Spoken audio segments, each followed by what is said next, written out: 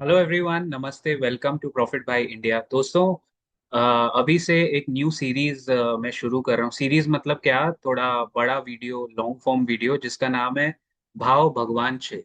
Okay, भाव भगवान छे। जो हमारे मार्केट में एक कहावत होती है हमेशा कि price is the ultimate god given reality. Price is the reality check for anything. वही एयू बैंक आपको फेब्रवरी में आप देखते हैं 19 फेब 485 500 पे स्ट्रगल कर रहा था, एयू स्मॉल फाइनेंस बैंक। और आज आप देखते हो तो वो 780 तक पहुंच गया है। यानी 300 रुपए किसी ने होल्ड किए होते बिना किसी मजबूरी के, अगर आप इवन फ्यूचर्स भी लेके बैठे हो, तो आप कहाँ से कहाँ 75% from the bottom. This is not a buy or sell recommendation. Standard disclaimer video description में है। ऑल स्टॉक्स या any other financial asset discussed in this video, all videos of profit bye India, none of them are buy or sell recommendations. We are only using them for training purposes. तो अगर आपको कुछ भी bye या sell करना है, please consult your financial advisor and then take a call. भाव भगवान 6 में मेरा आइडिया है कि बहुत सारी इंफॉर्मेशन स्कैटर्ड होती है, तो मैंने सोचा कि एक ऐसा शो बनाया जाए जिसमें मैं सब कुछ आपके मतलब की चीजें एक क्रिस्प फॉर्मेट में, कोशिश तो यही करते हैं कि क्रिस्प फॉर्मेट में आए, बट एक फॉर्मेट में आपके लिए लेके आए और साथ में डिस्कस करें। एंड फिर उस पर अगर आपके कमेंट्स आएंगे तो आपको रिप्लाई करूं, है ना। तो that is the whole idea of this program. I'll try and do it twice a week. Once a week तो पक्का होगा, but twice a week बीच बीच में जब कोई मतलब शर्म की बात है, बट कोई कंट्री किसी पे अगर वॉर कर दे या कुछ ग्लोबल जियोपॉलिटिकल टेंशन हो जाए, तभी हमको बाहर आके, क्योंकि आपके मतलब बाहर आके यानी सामने आके आपके जो क्वेश्चंस है या जो भी आपके क्वेरीज है, दैट इज अ टाइम ना when people have to come out and address. क्योंकि देखो, अच्छे टाइम पे तो हर कोई हीरो बनता है, एवरीबडी इज अ हीरो, कि सब अच्छा चल रहा है, बुल मार्केट चल रहा है तो सबको शौक है हीरो बनने का। लेकिन it is in the bad times, जैसे आपको याद होगा जब इंडिया पाकिस्तान का इतना टेंशन चल रहा था पहलगाम के उस हॉरिबल इंसिडेंट के बाद, तभी I had conducted multiple live sessions just to make sure that people who are my subscribers या जो भी नॉन सब्सक्राइबर्स भी मेंबर्स, खास ख्याल रखना पड़ता है कि जो मेरे साथ जुड़े हुए हैं उनको आके टाइम टाइम पे बताया जाए कि क्या करना है। और देखो, वो बॉटम से सारे स्टॉक्स ऑलमोस्ट अच्छे निकल गए। इनफैक्ट मेंबर्स ओनली सेक्शन में तो हम लोग ने इतने अच्छे अच्छे पिक्स पकड़े हैं। एंड भाव भगवान छे, गॉड हैज बीन काइंड, कि वो सब आगे निकल गए। एक एग्जांपल देता हूँ आपको। Let's start with a trivia. ठीक है, अभी मैं पूछूंगा और आप इमिडिएटली आंसर तो कमेंट में करोगे, but which product do you think is the highest selling biscuit in India? आप बोलोगे पार्ले जी ग्लूकोज है क्योंकि वो ज्यादा दिखता है, या आपको कोई प्रीमियम बिस्किट नजर आएगा। वैसे मेरा फेवरेट है लोटस बिस्कॉफ, जो कंपनी लिस्टेड है, लेकिन वो लास्ट ईयर का हमारा केस स्टडी था। मुझे लग रहा था उसमें कुछ ऑपरेटर एक्टिविटी हो रही है तो मैंने उसमें पार्ट नहीं लिया। बट फेवरेट प्रोडक्ट का मतलब ये नहीं है कि मेरा फेवरेट स्टॉक है, बिल्कुल नहीं, वो दो अलग चीजें। बिस्किट सेगमेंट में हमारा फेवरेट आपको पता ही होगा, you must have guessed it in the comments, and that product is actually the highest selling biscuit in India. It's Britannia Marie. People are crazy about Marie Gold and Marie.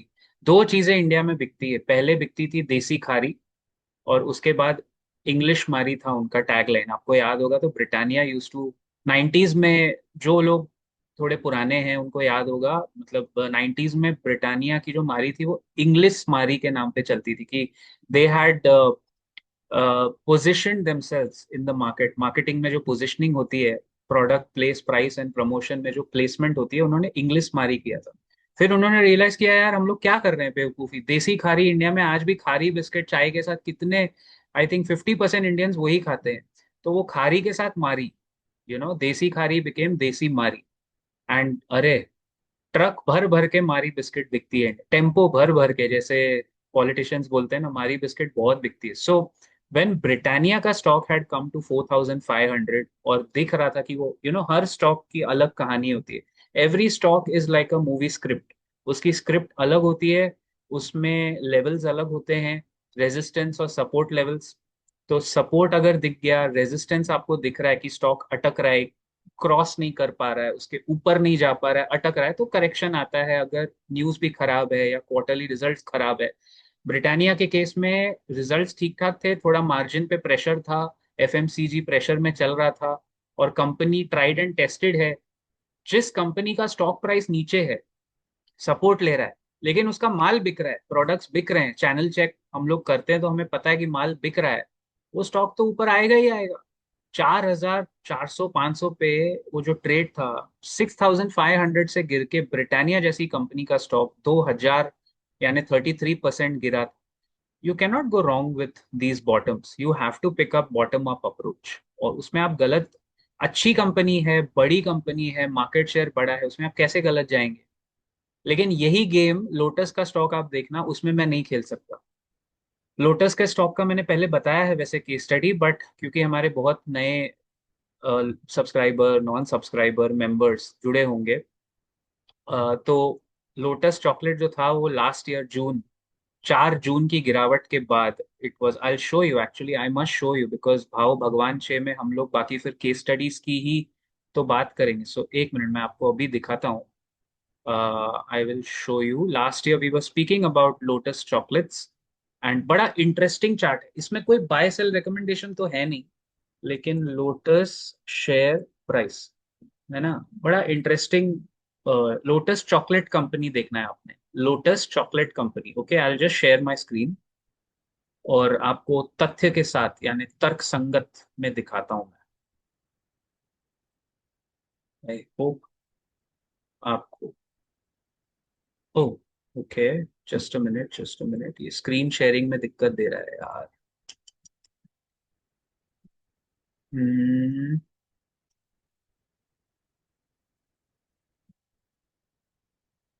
Okay, let me try again, yeah I think I got it, yeah I got it, I got it.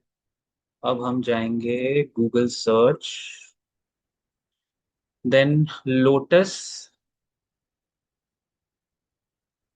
Lotus share price आप search कीजिए, ये company आ गई, lotus chocolate दिख रहा है आपको। इसका एक बहुत ही अच्छा प्रोडक्ट है, बिस्कॉफ, जो आप सब जानते हो, मैं आपको चलो वो भी दिखाता हूँ। लोटस मतलब it's one of my favourites चाय के साथ। ये बिस्किट, ये बिस्कॉफ देखिए, इसकी बिस्किट का शेप और इसका जो कैरामल टेस्ट है ना, जो आफ्टर टेस्ट है, दैट इज ब्रिलियंट। ये तो चीज केक है, लेकिन बिस्किट क्यों नहीं आ रही है। हाँ ये देखिए, if you can see this, this is lotus biscuit. खैर प्रोडक्ट पे नहीं जाएंगे, लास्ट ईयर के चार्ट पे जाते हैं। Let me show you how some stocks, मैं इनको नहीं कह रहा हूँ कि ऑपरेटर ड्रिवन होंगे, मैं कह रहा हूँ कुछ कुछ स्टॉक्स ऐसे होते हैं जिन पे हमें प्रॉपर शक होता है कि ऑपरेटर ड्रिवन। नाउ मैं इसको, मुझे अनफॉर्चुनेटली 5 साल का चार्ट दिखाना पड़ेगा। This is, if you can see the chart here, Lotus chocolate company 2024 cut to 4 June, election के रिजल्ट्स आए हैं, सीट्स कम आई है, बहुत चर्चा चल रही है, और ये 31 में 7 जून के आसपास देखिए स्टॉक का प्राइस कितना है, 389, ठीक है ना। 4 जून को नतीजे आते हैं, सडनली 7th या 8th जून इसी के आसपास पिछले साल खबर आती है कि लोटस चॉकलेट्स में रिलायंस मोटा भाई ने थोड़ा साइजेबल स्टेक लिया है, ठीक है। और जैसे ये खबर आती है, look at the stock price, it went, मतलब मैं ये सब्जेक्ट पढ़ा रहा था उस टाइम हमारे कुछ स्टूडेंट्स को उस वक्त, और हम लोग कॉलेज में पढ़ा रहे हैं, और मैं रोज देख रहा हूँ, look at the graph, 7th June to 23rd August, यही 2 महीने में पढ़ा रहा हूँ।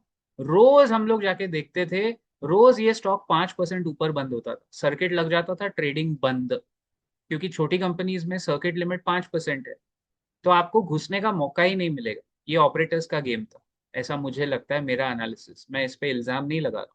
लेकिन स्टॉक गया कहाँ तक, 2,500 तक गया है, 2,500 के आसपास, can you see the price. और वहां जो भी बेचारा रिटेल इन्वेस्टर घुसा होगा, आज वो अब तक स्ट्रगल कर रहा है। सो ऐसे पंप एंड डंप चीजों में हमें नहीं घुसना चाहिए। प्रोडक्ट अच्छा है, मैं आपको बता रहा हूँ, भाव भगवान से क्यों, 300 400 रुपए की चीज गई 2,500 तक, 250 रुपए पे स्ट्रगल कर रहा है। देखो ये स्टॉक ने कुछ नहीं किया 2020 से 2021, 25 रुपया, 28 रुपया, सडनली एक ब्रेकआउट मोमेंट आता है, you know, and this is what we call as a multi year breakout. Multi year breakout आता है and it goes 500%। But having said that, अगर आप 19 जून 2020 से ये स्टॉक लेके बैठे हो, 15 रुपए पे आपने ले लिया, आपने क्या सोचा होगा, अरे यार 15,000 रुपए है मेरे पास, है ना, मैं ये लोटस, मेरे को बिस्किट पसंद है, कभी ना कभी, और कुछ फंडामेंटल्स नहीं थे कंपनी में, अभी भी इसका पीई रेशियो बहुत ऊपर है। फंडामेंटली कंपनी अभी भी आपको शायद, मेरे को तो नहीं समझ में आती है, बट प्रोडक्ट अच्छे हैं, बिक रहे हैं, मोटा भाई का हाथ है उनके सर पे।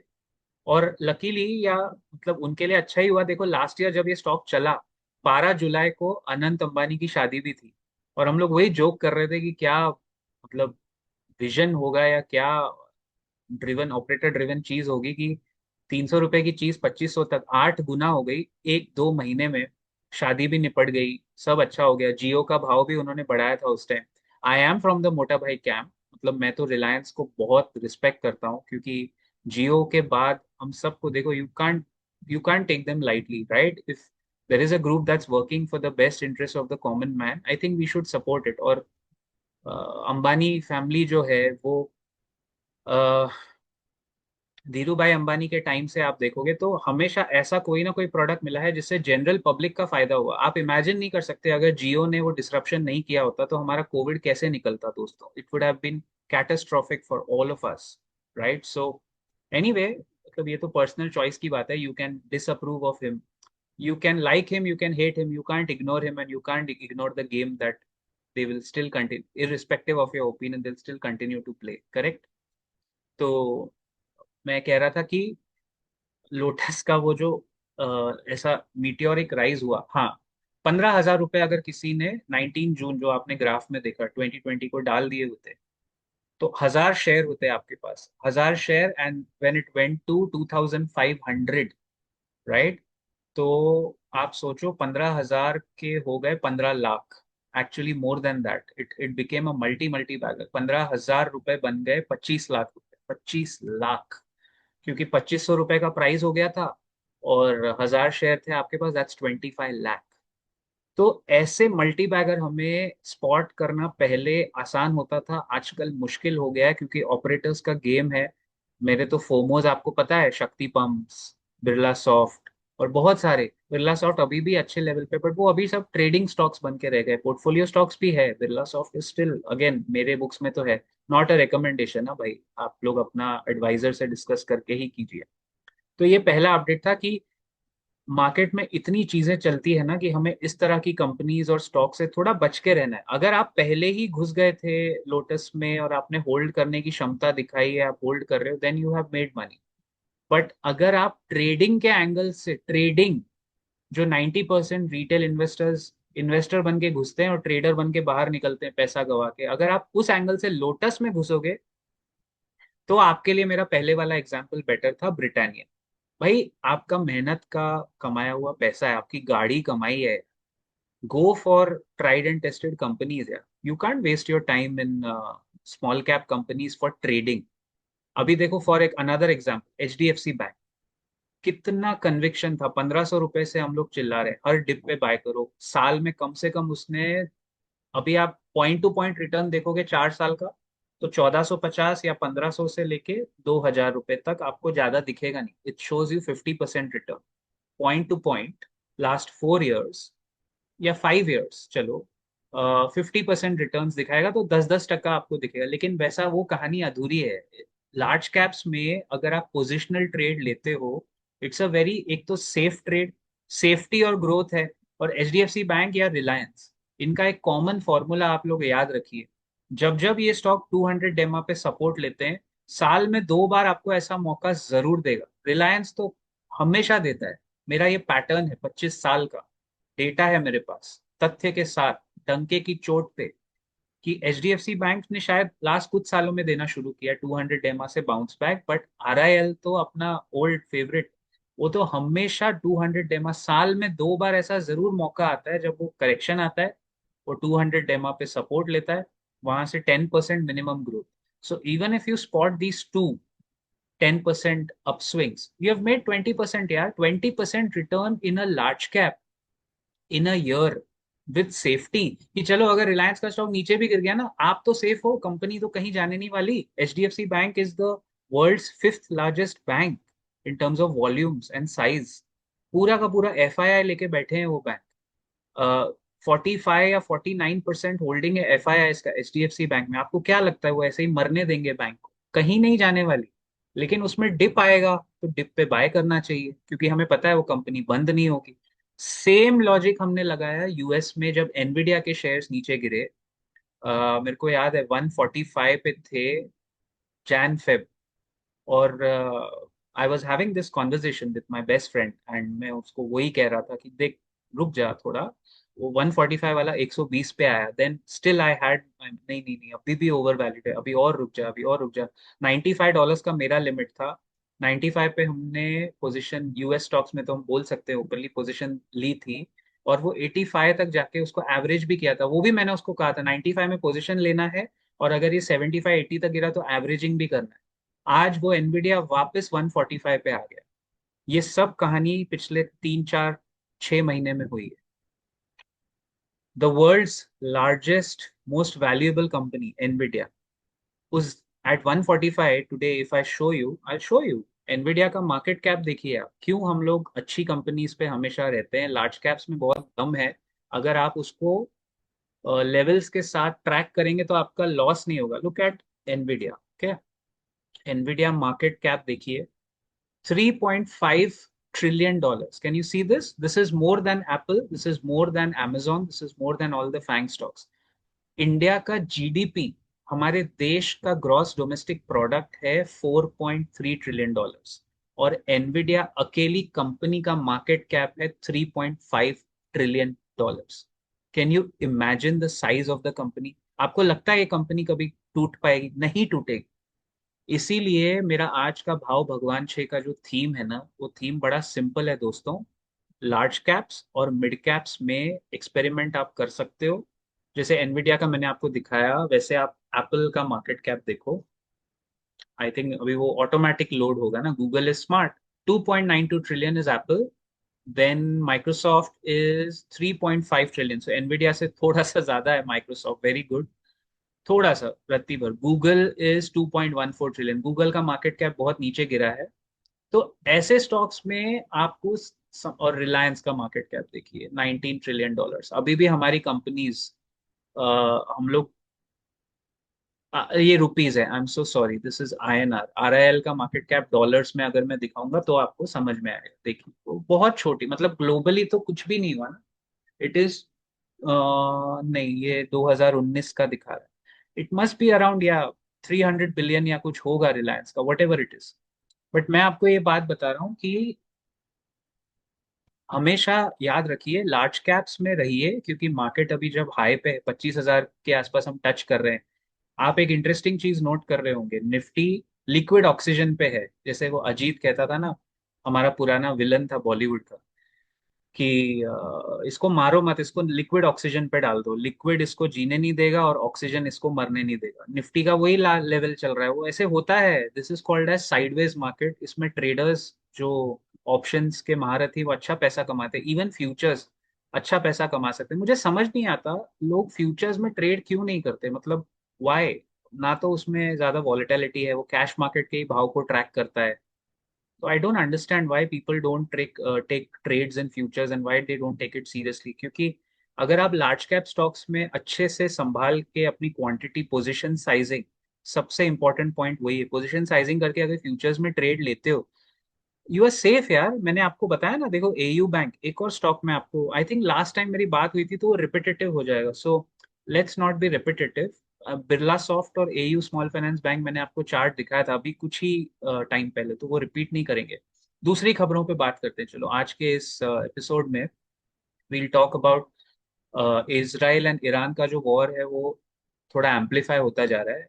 It's an open secret that US is pushing Israel to, जैसे प्रॉक्सी वॉर, यूएस हमेशा कभी डायरेक्ट वॉर में इन्वॉल्व नहीं होता है।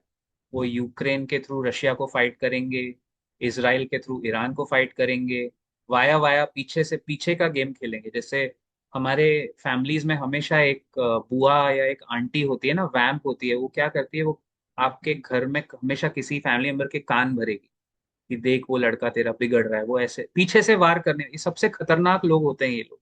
हर फैमिली में होते हैं, आई एम श्योर। अगर आपके उसमें है तो मुझे कमेंट्स में बताइए। I am just linking to different analogies to tell you कि ये पूरा किया धरा यूएस का ही है।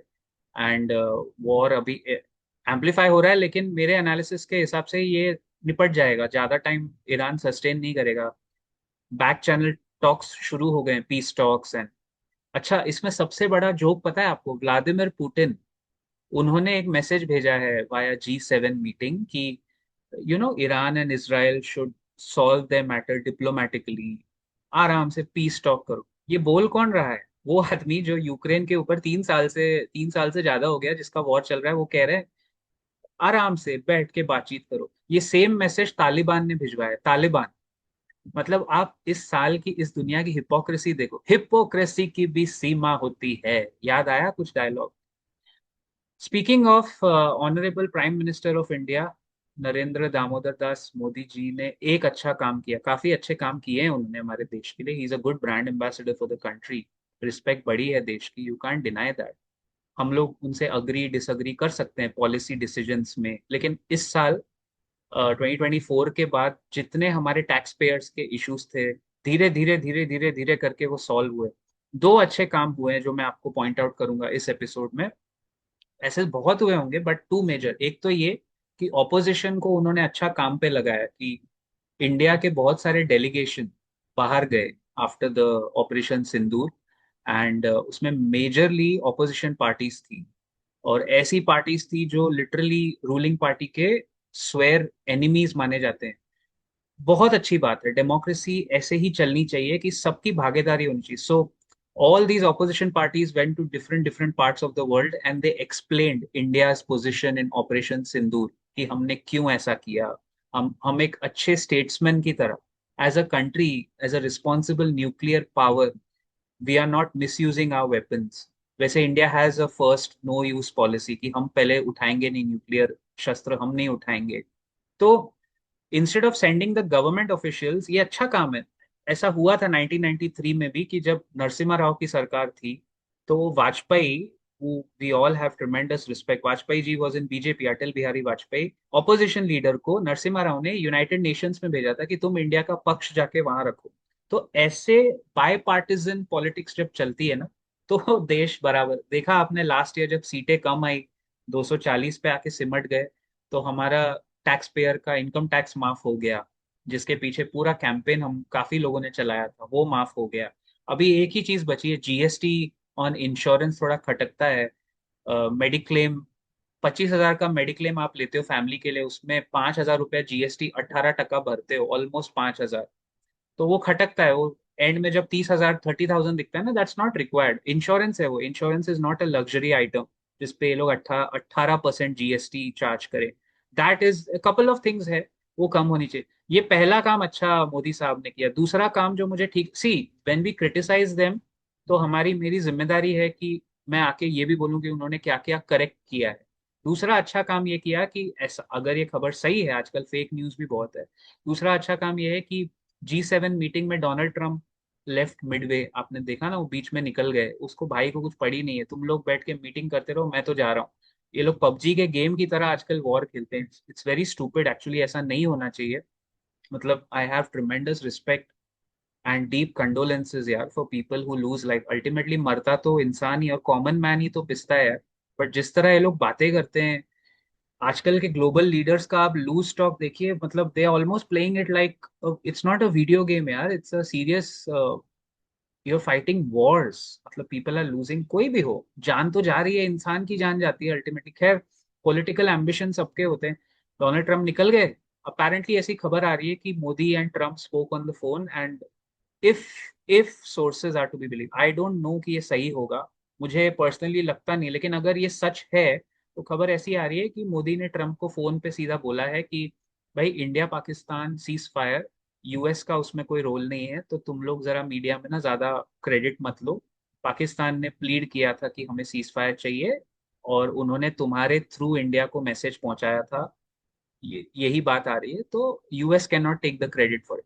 अगर मोदी ने ट्रम्प को ऐसा बोला है, दैट्स अ बिग थिंग। मतलब अगर ये बात सच है, तो ऐसे अगर प्रधानमंत्री टफ, जहां बनना है 56 इंच की छाती, ऐसे दिखाएंगे ना, तब मजा आता है थोड़ा हमको भी कि हाँ वाकई में द मैन बोलते हैं और करके दिखाते हैं। ऐसा ही अगर उनका जिगरा रहा, तो बचे हुए 4 साल फिर हमारे इनके सरकार के अच्छे से निकल जाएंगे। मतलब अगर आप सबका पक्ष रखोगे, see people have come as elected representatives ना, डेमोक्रेसी में आप ही के सिस्टम में आप ही के इलेक्शन कमीशन से चुन के दूसरे लोग भी आए हैं. So if you take everybody into account and if you really show that हाँ ट्रम्प ने क्रेडिट लिया, वो गलत था एक्चुअली. डोनाल्ड ट्रम्प तो हर चीज का क्रेडिट लेगा. अभी इसराइल और ईरान का वॉर में तो यूएस डायरेक्टली इन्वॉल्व है. तो अगर ये वॉर में सीज फायर हुई तो आप जानते हो केक काटने कौन आएगा? वही आने वाला है, हमने कराया. इंडिया पाकिस्तान में जबरदस्ती सीज फायर अनाउंस नहीं हुआ है. 10 मई का दिन था, मुझे आज भी वो तारीख याद है. सैटरडे था 10 मई. और शाम को मैं न्यूज सुन रहा हूँ. I was coming back from somewhere और मैं भी पॉडकास्ट में ही रहता हूँ सारा टाइम, सुनते रहता हूँ चीजें यूट्यूब पे, देखने से ज्यादा सुनता हूँ. तो मैं सुन रहा हूँ और मेरे को मैसेज आया ट्रम्प ने पहले ही अनाउंस कर दिया कि हमने कराया सीज फायर. अरे भाई, तुम कहाँ बेगानी शादी में बन के आ रहे हो? इधर हम लोग फाइट कर रहे हैं, हमारे बेचारे सोल्जर्स लगे हुए हैं. इतने स्कर्मिशेस हो रही है. जम्मू में तो कितने लोगों की जान भी गई अननेसेसरली. कश्मीर में भी गई होगी आई एम श्योर. उधर पठानकोट में सब जगह सायरन बज रहे थे. इतना कुछ था उस टाइम यार. मतलब हमने बहुत कुछ अकेले हैंडल किया. And you have to give credit. I think the government showed a lot of pragmatism, practicality and tactfulness. बहुत टैक्टफुली वो हैंडल किया था, और देखो मार्केट ने, बाजार ने भी उसको बहुत बहुत maturely. I think now it's safe to say for me that हमारे मार्केट्स वाकई में, मैं सच कह रहा हूँ आपको दोस्तों, सेफ हो गए हैं, मेच्योर हो गए हैं. तो अगर ऐसा इंडिया पाकिस्तान का इतना फुल फ्लेज ऑलमोस्ट वॉर में ही थे, अगर ये 5 साल पहले होता है या 10 साल पहले होता, भाई साहब, Nifty would have been down at that time if at all, God forbid. Nifty 30% साफ हो जाता, 30% बेयर मार्केट में आ जाते हम लोग. बट अभी क्या है, उसका रीजन है, मैं वही आपको बता रहा हूँ. डोमेस्टिक इंस्टीट्यूशनल इन्वेस्टर्स, मैंने कहा था ना, सबसे बड़े भाई हैं. सबसे बड़ा भाई है डीआईआई. डीआईआई इज सबसे बड़ा भाई. सबसे ज्यादा कैश आज एफआईआई से ज्यादा डीआईआई के पास है. Local institutions, local mutual funds, LICs, big financial institutions of India, वो लोग संभाल के बैठे हैं आपके निफ्टी को. और इनडायरेक्टली आप और हम संभाल के बैठे हैं, क्योंकि जो जो लोग एसआईपी का पैसा भेज रहे हैं every month, $3.5 billion is coming to the mutual funds via SIP. And mutual fund managers are very smart. वो एकदम डिप्लॉय नहीं करते हैं, वो वेट करते हैं. एफआईआई जब बेचने आता है तब आके हम अपनी शक्ति दिखाएंगे. सो ये पहली बार हो रहा है. This is happening for the first time that DII holding FII से थोड़ी सी ज्यादा बढ़ गई है. FII can give correction in the market. Surely FII का उतना दम है कि वो करेक्शन अगर ठान ले, बेचे अग्रेसिवली, तो करेक्शन आएगा, जो पहले भी आया और आ सकता है. लेकिन लेकिन वो करेक्शन क्रैश में तब्दील नहीं होगा. Today FIIs don't have the power to crash the market, जो पहले थी फ्रैंकली स्पीकिंग. तो ये क्रेडिट हमारे रिटेल निवेशकों को जाता है, जो म्यूचुअल फंड के थ्रू घुसते हैं, जो डीआईआईस को एम्पावर कर रहे हैं कि बेटा हमने तो अपना एसआईपी कर दिया. So this is a big change, and today's episode का big takeaway also for all of us that we are blessed. Touch wood, it's good. वाकई में भाव भगवान छे. एंड अच्छा लगा देख के कि इतना सारा जो फ्लो ऑफ लिक्विडिटी है, पीपल हैव रियलाइज दैट असली वेल्थ तो बाजार में ही क्रिएट होता है. चाहे आप स्टॉक्स लो या म्यूचुअल फंड लो, वेल्थ क्रिएशन तो आपको इक्विटी मार्केट में ही होगी ना अल्टीमेटली. तो एनीवे दोस्तों, let me know your thoughts.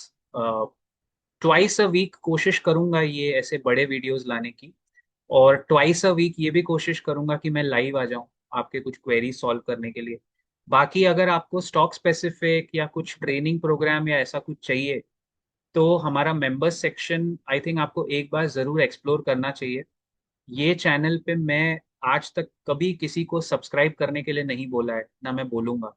I don't force anybody to do it. हाँ, जब हम लाइव सेशन में होते हैं तो मैं इतना बोलता हूँ कि वीडियो को लाइक कर दीजिए. लेकिन मैं कभी, उस टाइम भी आपने देखा होगा, I will never force anybody to take membership, because I believe in content and I believe in honesty and truthfulness. कि अगर हम ईमानदार हैं, नीयत सच्ची है, नीयत साफ है, ईमानदारी है, कंटेंट ठीक ठाक लग रहा है, तो किसी को बोलने की जरूरत नहीं है. वो अपने आप, जिसको जरूरत होगी, वो खुद ही आके अपना इंटरेस्ट दिखाएंगे. और जिसको जरूरत नहीं है या उनको नहीं समझ आ रहा है, वो हमें फीडबैक देंगे. अल्टीमेटली दोनों में विन विन सिचुएशन है ना. I by nature always, my best friend knows this actually, I always look for win win situations. Always, कि कुछ भी हो जाए, कितना भी माड़ा काम हो जाए, हमेशा ऐसा एक बीच का रास्ता जरूर निकलता है जिसमें दोनों पार्टीज, मतलब दोनों तरफ के पक्षपात आप लेके चल सकते हो। Life is not suppose to be on extremes. Extremist बन के कोई फायदा नहीं होता। बहुत डर लग रहा है, मार्केट में नहीं उतरना है, मत उतरो, but then you are catching an extreme. बहुत ज्यादा ग्रीडी हो रहे हो, लालची हो रहे हो आप, मार्केट में मत उतरो, because that is another extreme. Grid and fear के बीच में ही पैसा बनता है।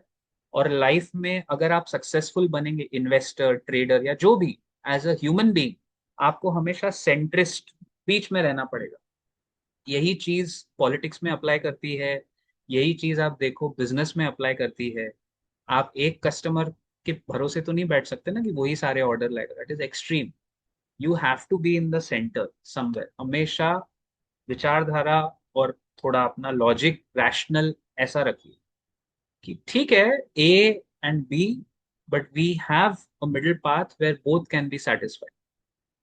I'll see you in the next video. ज्यादा ज्ञान हो गया इस वीडियो में। Thank you so much for listening to profit by India and जय हिंद, जय महाराष्ट्र।